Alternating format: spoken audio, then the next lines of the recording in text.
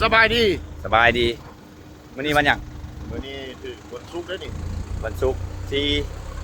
ชาวซีแล้ววันนี้4ป่ะแม่ซีเอาอยู่ใส่โอ้ยนครปักเซ่นครปักเซ่นครปักเซ่อยู่จุดใดของนครปักเซ่อยู่หน้าทางเข้าครัว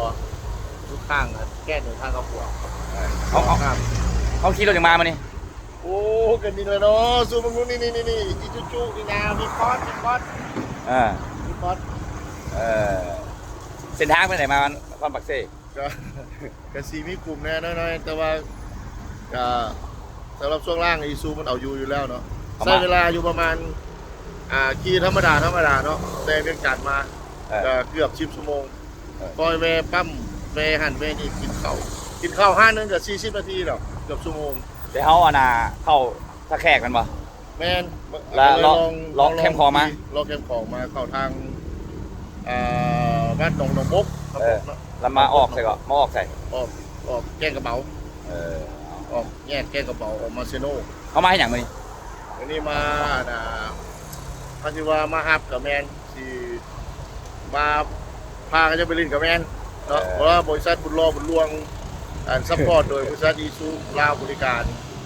รักกูเดียวน้องว่าลดให้อันนี้โมเมนต์เจ้าของนะวันนี้ถือว่าโมเมนต์เจ้าของเป็นหัวหน้าบริษัททัวร์มาฮับบุญรอบุญลวงมาฮับมูแล้วมาฮับมูมีคาราวานอีซูวีคอสจากประเทศไทยมาท่องเที่ยวบ้านเฮาเนาะมีแผนการไปปากซองไปลิชิไล่อยู่ตัดเนียงตัดฟ้านไปแล้วก็อย่างสิไปฮอดอัตตปือป่ะไปเซฟปงไร่โอ้เอาที่เอาอีซูวีคอสคันนี้ไปพิสูจน์และพัฒนาอยู่ที่เซฟปงไร่แต่ว่าอยู่นี่ลมแห้งเนี่ยโอ้สงการเมื่อคืนนี้เพราะผมเสียทรงเลยผมรถไปเลยผมแห้งลมแห้งผมเสียทรงหมด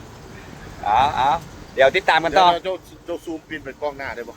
เบื้องหน้านะจะเบื้องว่ากิโลเมตรมันนะเพื่อบางคนบอกฮู้นะว่านครหลวงเวียงจันทร์มาบางเซมันแม่นนี่ซูมอีกได้ปะซูมอีกได้ปะป้าจีมาฟ้าเบื้องเห็นว่านะขึ้นไปนครหลวงเวียงจันทร์มัน177 กิโลเนาะขึ้นไปนครเทง150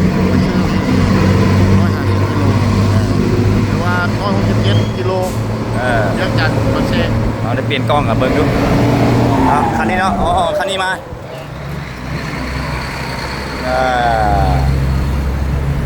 เดี๋ยว15ไปเบิ้งมารถคันนี้มันไปได้จังไหนซ้ำใด20 นาทีก็ต้องมาฮอดเนาะ20 นาทีป่ะ20 นาที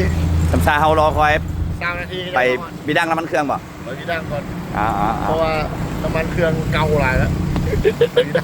ติดตามเด้อติดตามเดี๋ยวชีส่งรายงานเพิ่มเติมขอบใจ